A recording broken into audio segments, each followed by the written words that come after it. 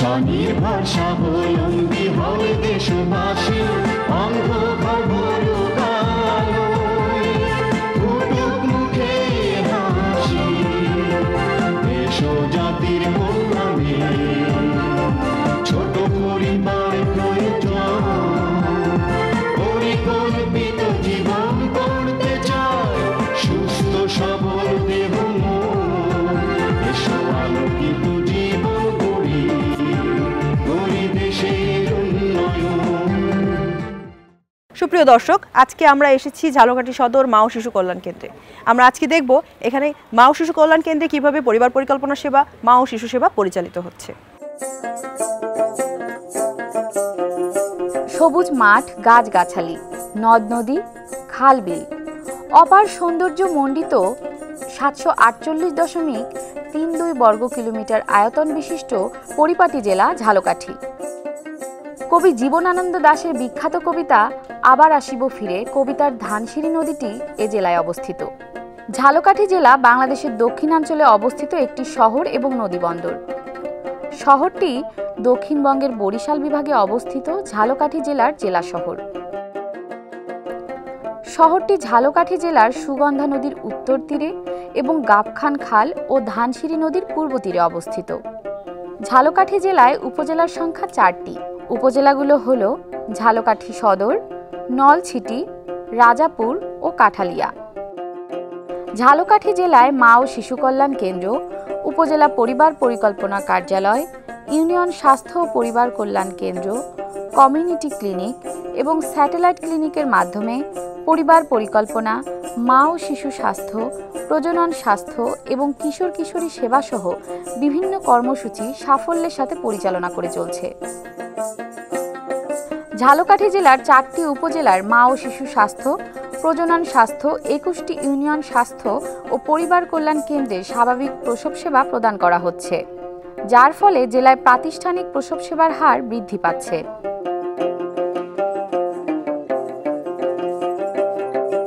মাতৃমৃত্যু, মৃত জন্ম এবং নবজাতকের মৃত্যুর হ্রাস এ জেলার অন্যতম সফলতা। পরিবার পরিকল্পনা পদ্ধতি ব্যবহারজনিত পার্শ্ব প্রতিক্রিয়া ও জটিলতা সেবা, স্বল্পমেয়াদী অস্থায়ী জন্ম নিয়ন্ত্রণ পদ্ধতির সেবা, খাবার বড়ি, কন্ডোম, জন্ম নিয়ন্ত্রণের ইনজেকশন, দেশের যে কোনো প্রান্ত থেকে সরকারি এসব সুবিধা নিয়ে দম্পতিরা জন্ম নিয়ন্ত্রণ তথা পরিবার পরিকল্পনার পূর্ণাঙ্গ সেবা গ্রহণ করতে পারেন। যথাযথ পদ্ধতি ব্যবহার করে পরিবার পরিকল্পনা গ্রহণ করলে উপকৃত হবেন দম্পতি, পরিবার, সমাজ তথা পুরো রাষ্ট্র। জেলায় মা ও শিশু কল্যাণ কেন্দ্র প্রতিদিন মা ও শিশু, নবদম্পতি, পরিবার পরিকল্পনা দম্পতিরা আসেন এবং বিভিন্ন সরকারি সেবা কার্যক্রম নিয়ে থাকেন। ইমপ্ল্যান্ট ব্যবহার পদ্ধতি মহিলাদের জন্য অস্থায়ী দীর্ঘমেয়াদী ক্লিনিক্যাল পদ্ধতি। এতে রয়েছে 1টি ও 2টি নরম চিকন ক্যাপসুল, যা দেয়াশলাইয়ের কাঠির চেয়েও ছোট। এটি মহিলাদের হাতের কনুইয়ের উপরে ভিতরের দিকে চামড়ার নিচে ঢুকিয়ে দেয়া হয়। আমি মুসাম্মদ জান্নাত ইখতার মনি। আমি ঝালকাঠি মা ও শিশু কল্যাণ কেন্দ্রে এসেছি জন্মবিরতিকরণ একটা পদ্ধতি গ্রহণ করার জন্য। তো এখানে এসে আমি ইমপ্ল্যান্ট নামের একটি জন্মবিরতিকরণ পদ্ধতি গ্রহণ করেছি। এটা গ্রহণ করার পর আমি অনেক স্বাচ্ছন্দ্য বোধ করতেছি। এটি অনেক সুন্দর একটি প্রক্রিয়া। আমার একটা বাচ্চা আছে, বয়স 1 বছর। তো আমি আর 3 বছরে বাচ্চা নিতে চাই না, এই জন্য আমি এই দীর্ঘমেয়াদী পদ্ধতিটি গ্রহণ করেছি। এটাও খুব সুন্দর একটি পদ্ধতি, তাই আমি এটি গ্রহণ করেছি। আমি এই ইমপ্ল্যান্ট পদ্ধতিটি গ্রহণ করেছি। এটি গ্রহণ করার পর আমার ভালো লাগলে আমি আমার আশেপাশে যারা আছে তাদেরকে আমি উৎসাহী করব এই পদ্ধতিটি গ্রহণ করার জন্য। আমাদের এখানে আমরা মাতৃ স্বাস্থ্য, নিরাপদ মাতৃত্ব নিয়ে কাজ করি। এখানে আমরা ANC দেই, আমরা PNC দেই। এখানে স্বাভাবিক ডেলিভারি প্রত্যেক মাসেই উত্তরোত্তর বাড়ছে। এখানে সিজারিয়ান সেকশন হয়। আমরা কিশোর কিশোরী নিয়ে কাজ করি। আমরা নবজাতকের সেবা দেই। এছাড়া আমরা মোটিভেশনাল কাজগুলো করি, পুষ্টি সংক্রান্ত কাজগুলো করি। প্রত্যেক মাসে আমরা এখানে লং অ্যাক্টিং পার্মানেন্ট মেথডের প্রতি সপ্তাহে 2 দিন রাখছি, সপ্তাহে 2 দিন রবিবার এবং বৃহস্পতিবার ক্যাম্পগুলো করি। এছাড়া যখন যে ক্লায়েন্ট আসে সেই ক্লায়েন্টকে অন্যান্য কর্মদিবসেও আমরা এই ইমপ্ল্যানন, এনএসভি, টিউবেক্টমি এগুলো আমাদের প্রক্রিয়াটা চলমান আছে। ইমপ্ল্যান্ট ব্যবহারের সুযোগ সুবিধা। কারো কারো ক্ষেত্রে মাসিক অনিয়মিত হতে পারে। মাসিক বন্ধ হলে গর্ভসঞ্চার হয়েছে কিনা তা নিশ্চিত হতে চিকিৎসকের পরামর্শ নিতে হয়। মাসিকের সময় রক্তস্রাব বেশি হতে পারে, মাথা ব্যথা হতে পারে, ওজন বেড়ে যেতে পারে। গর্ভবতী মায়ের করণীয়: গর্ভাবস্থায় কমপক্ষে 4 বেলা সুষম খাবার খেলে নিরাপদ প্রসব ও সুস্থ শিশুর সম্ভাবনা বাড়ে। সমার্থক অনুযায়ী দিনে 3 থেকে 4 বার সুষম খাবার খাবেন। প্রতিবার খাওয়ার আগে ভালোভাবে হাত ধুয়ে নেবেন। প্রতিদিন প্রচুর পরিমাণে নিরাপদ পানি পান করবেন। দিনের বেলায় কমপক্ষে 2 ঘন্টা বিশ্রাম নেবেন। রাতে কমপক্ষে 6 থেকে 8 ঘন্টা ঘুমাবেন। প্রতিদিন স্বাস্থ্যকর্মীর পরামর্শ অনুযায়ী আয়রন ট্যাবলেট খাবেন। গর্ভবতী মায়ের সুষম খাবারের তালিকা: ভাত বা রুটি, ডিম বা কলিজা, মাথা সহ ছোট মাছ, মুরগির মাংস বা দুধের তৈরি পুষ্টিকর খাবার, যে কোনো ধরনের ডাল, মসুর মুখ, মটর, মাসকলাই, রঙিন ফলমূল, শাকসবজি, আম, কাঁঠাল, পাকা পেঁপে, পেয়ারা, কলা, আয়োডিনযুক্ত লবণ ইত্যাদি। ঝালকাঠি সদর উপজেলায় 10টি USANFWC রয়েছে। তার মধ্যে একটি মডেল USANFWC রয়েছে, 2টি 10 শয্যা বিশিষ্ট মা ও শিশু কল্যাণ কেন্দ্র রয়েছে, যার মাধ্যমে তৃণমূল পর্যায়ে মানুষ মা ও শিশু স্বাস্থ্য, পরিবার পরিকল্পনা, কিশোর কিশোরী স্বাস্থ্য সেবা সহ সকল সেবা নিতে এসব কেন্দ্রে আসে। তৃণমূল পর্যায়ে এসব কেন্দ্র থেকে গর্ভবতী মা যারা রয়েছে তাদেরকে গর্ভকালীন সেবা, নবজাতকের সেবা সহ সাধারণ রোগীর সেবা আমরা দিয়ে থাকি এবং প্রতিটি গর্ভবতী মায়ের গর্ভকালীন সেবাটা নেওয়া খুবই অত্যাবশ্যক। কেননা এই সময়ে, গর্ভকালীন সময়ে আমরা 4টি চেক আপ করিয়ে থাকি, যেটি 4, 6, 8, 9 মাসে এই গর্ভকালীন সেবাটা আমরা দিয়ে থাকি, যা ANC নামে পরিচিত, অ্যান্টিনেটাল কেয়ার। এবং এ সময় আমরা গর্ভবতী মায়ের হিস্টোরি আমরা নিয়ে থাকি এবং তার বিভিন্ন ধরনের পরীক্ষা আমরা করিয়ে থাকি এবং তাদের প্রসব পরিকল্পনা এবং নবজাতকের ব্যবস্থাপনা সহ আমরা বিভিন্ন ধরনের পরামর্শ দিয়ে থাকি, যার মাধ্যমে আমরা একটি নিরাপদ মাতৃত্ব যাকে আমরা বলি সেই প্রসব সেবা আমরা এখান থেকে দিয়ে থাকি। একজন গর্ভবতী মায়ের 5টি বিপদ চিহ্ন রয়েছে, যেটি হচ্ছে অতিরিক্ত রক্তক্ষরণ বা রক্তস্রাব, জ্বর, প্রচণ্ড মাথা ব্যথা, ঝাপসা দেখা, খিঁচুনি, বিলম্বিত প্রসব। এবং এই ঝুঁকিপূর্ণ গর্ভ নির্ধারণ করে উন্নত চিকিৎসার জন্য আমরা রেফার করে থাকি। কিশোরী মেয়েদের জন্য 5 বার টিটি টিকা নিতে হয়। এই টিকা যে কোনো সময়ে নেওয়া যাবে, তবে সরকারি কর্মসূচি অনুযায়ী 15 বছর থেকে টিকা দেওয়া শুরু করতে হয়। পুরো ডোজ শেষ করতে মোট 2 বছর 7 মাস সময় লাগে। কখন টিটি টিকা দিতে হবে? টিটি টিকার প্রথম ডোজ 15 বছর পূর্ণ হবার পর অথবা গর্ভবতী হলে 4র্থ মাস থেকে। টিটি টিকার দ্বিতীয় ডোজ প্রথম ডোজ দেওয়ার 4 সপ্তাহ পর। টিটি টিকার তৃতীয় ডোজ দ্বিতীয় ডোজ দেওয়ার 6 মাস পর অথবা পরবর্তী গর্ভবতী অবস্থায়। টিটি টিকার 4র্থ ডোজ তৃতীয় ডোজ দেওয়ার 1 বছর পর অথবা পরবর্তী গর্ভবতী অবস্থায়। টিটি টিকার 5ম ডোজ 4র্থ ডোজ দেওয়ার 1 বছর পর অথবা পরবর্তী গর্ভবতী অবস্থায়। 18 বছরের আগে বিয়ে হওয়া আইনত দণ্ডনীয় অপরাধ এবং দেখা যায় যে 18 বছর হওয়ার আগে যেসব কিশোরীর বিয়ে হয় তাদের 1 বছর বিয়ের 1 বছরের মধ্যেই তারা গর্ভ ধারণ করে। এর ফলে আমরা দেখা যায় যে মাতৃমৃত্যু এবং শিশু মৃত্যুর অন্যতম প্রধান কারণ হচ্ছে এই বাল্যবিয়ে।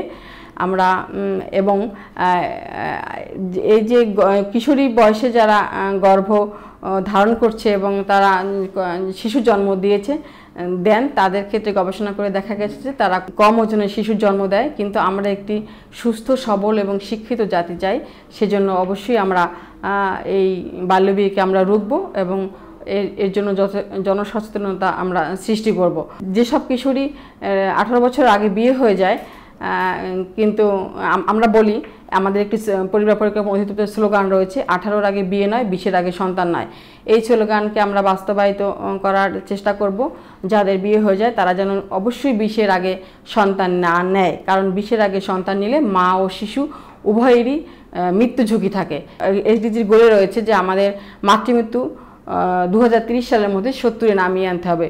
সুতরাং আমাদের সেই এসডিজি গোলে পৌঁছতে হলে অবশ্যই আমাদেরকে বাল্যবিয়ে আমাদের রোধ করতে হবে, আমাদের কিশোর কিশোরীদের যৌন প্রজনন স্বাস্থ্যসেবা নিশ্চিত করতে হবে, তেমনিভাবে আমাদের পরিকল্পিত পরিবার গঠন করতে হবে।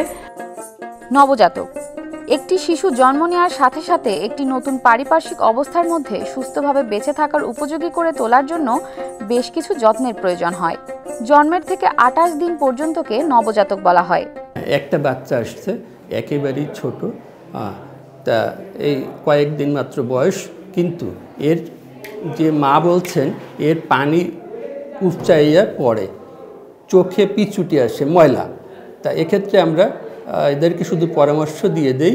পরামর্শটা হচ্ছে এই যে ওই নাক এবং চোখের যে সংযোগস্থল থাকে ওই সংযোগস্থলে তারপরে যে ব্লক হয়ে যায় যদি, তাহলে ড্রেনেজ সিস্টেমটা ঠিক মতো না হওয়ার কারণে চোখে ময়লা আসে, পিছুটি পড়ে এবং পানি উপচাইয়া পড়তে পারে। তো এক্ষেত্রে আমরা কি করি, এই চোখের আর এই যে উপরের অংশটা যদি আমরা বৃদ্ধাঙ্গুলি দিয়ে মেসেজ দেই, এইভাবে 1 মিনিট দিলাম, এই চোখে আবার 1 মিনিট দিলাম, এভাবে দিনে 3 বার দিলাম, 1 সপ্তাহ যদি দেওয়া হয় তাহলে পূর্ণ ঠিক হয়ে যাবে আর কি। এর জন্য কোনো ড্রপেরও প্রয়োজন নাই বা অন্য কিছুর প্রয়োজন নাই, অ্যাডভাইসটাই এখানে চিকিৎসা। মায়ের বয়স অন্তত 18 বছর না হওয়া পর্যন্ত অপেক্ষা করলে সন্তানের স্বাস্থ্য ও মাতৃস্বাস্থ্য ভালো থাকে। মাতৃত্ব সংক্রান্ত মৃত্যুর হার কমে আসে এবং পরিকল্পিত সন্তান বেশি মেধাবী ও স্বাস্থ্যবান হয়ে থাকে। এই লক্ষ্যে প্রতিটি গর্ভবতী মায়ের মোবাইল নাম্বার সহ তালিকা সংরক্ষণ, যথাসময়ে গর্ভবতী মায়ের কাছে সেবা পৌঁছে দেয়া এবং ঝুঁকি নিরূপণ ও প্রয়োজনীয় ব্যবস্থা গ্রহণের নিমিত্তে ঝালকাঠি জেলায় মাঠ পর্যায়ে কর্মরত পরিবার কল্যাণ সহকারী কাজ করে যাচ্ছে। বাংলাদেশে যে কোনো জায়গার থেকে ঝালকাঠি পৌরসভা মাঠ পর্যায়ে কাজে এগিয়ে স্মার্ট পরিবার পরিকল্পনা গঠনের লক্ষ্যে জনসংখ্যা নিবন্ধন ও দম্পতি রেজিস্ট্রেশন করে যাচ্ছি, যার মাধ্যমে মাঠ পর্যায়ে কাজে আরও গতিবৃদ্ধি পাচ্ছে।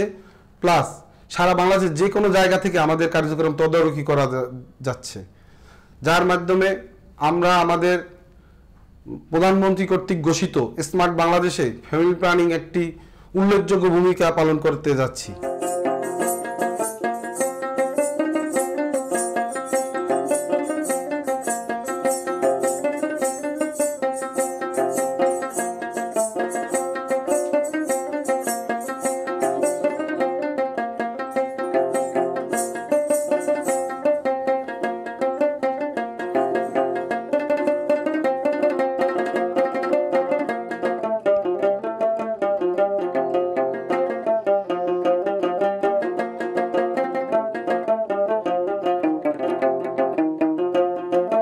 সুপ্রিয় দর্শক, কথা বলছি জনাব মোহাম্মদ শহীদুল ইসলাম স্যারের সাথে, উপপরিচালক পরিবার পরিকল্পনা ঝালকাঠি জেলা। স্যার, আপনার জেলা ঝালকাঠিতে পরিবার পরিকল্পনার যে অব্যাহত সেবা কার্যক্রম রয়েছে সেটা আপনারা কিভাবে করছেন সে সম্পর্কে যদি একটু জানাতেন। আমাদের পরিবার পরিকল্পনা মা শিশু স্বাস্থ্য এবং কিশোর কিশোরী স্বাস্থ্য সেবা নিয়ে আমরা কাজ করছি। তো আমরা আপনি জানেন যে 1,20,000-এর মতো দম্পতি নিয়ে আমরা কাজ করছি, সেখানে সক্ষম দম্পতি নিয়ে। সেখানে আমাদের গ্রহণকারী হার 78% উপরে। এগুলো পরিবার পরিকল্পনা আপনি জানেন যে আমরা 7টি পরিকল্পনা পদ্ধতি নিয়ে আমরা কাজ করছি। তো 7টি আধুনিক পদ্ধতি নিয়ে আমরা কাজ করছি। তো এই 7টা আধুনিক পদ্ধতি আপনি জানেন যে এসডিজির যে আমাদের এসডিজির প্রজেকশন আছে, সেটা হলো আমাদের সক্ষম দম্পতির সকলকে আধুনিক পদ্ধতিতে নিয়ে আসা। আমরা সেই আধুনিক পদ্ধতিতে আমরা নিয়ে আসার জন্য কাজ করছি এবং এখানে প্রায় 79 দম্পতিকে আমরা পদ্ধতির ভিতর নিয়ে এসেছি। এরপর জানেন আপনারা যে আমরা গর্ভবতী মায়েদের নিয়ে কাজ করছি। ঝালকাঠি জেলায় প্রায় আমাদের নিবন্ধিত গর্ভবতী রয়েছে 3,500-এর বেশি।